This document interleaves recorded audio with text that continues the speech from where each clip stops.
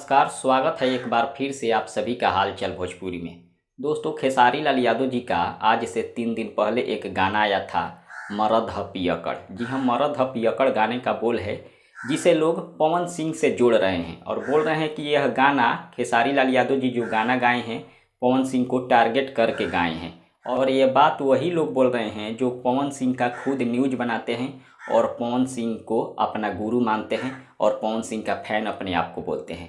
उन लोगों का कहना है कि खेसारी लाल यादव जी पवन सिंह को टारगेट करके गाए हैं, मरद ह पियकड़ जो गाना गाए हैं पवन सिंह को टारगेट करके गाए हैं। आप लोग बताइए, क्या पवन सिंह पियक्कड़ है जो खेसारी लाल यादव जी पवन सिंह को टारगेट करके गाना गाएंगे?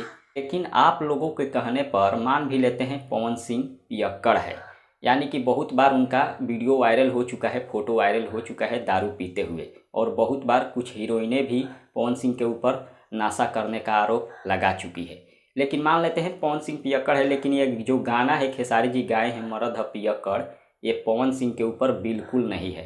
भले लोग कुछ भी बोले, कोई आरोप लगाए, लेकिन ये गाना खेसारी जी का पवन सिंह के ऊपर नहीं है। लोग झूठ मूठ के व्यू के लिए ये सब आरोप लगाते हैं। फिलहाल इतना ही, मिलते हैं अगले वीडियो में। धन्यवाद।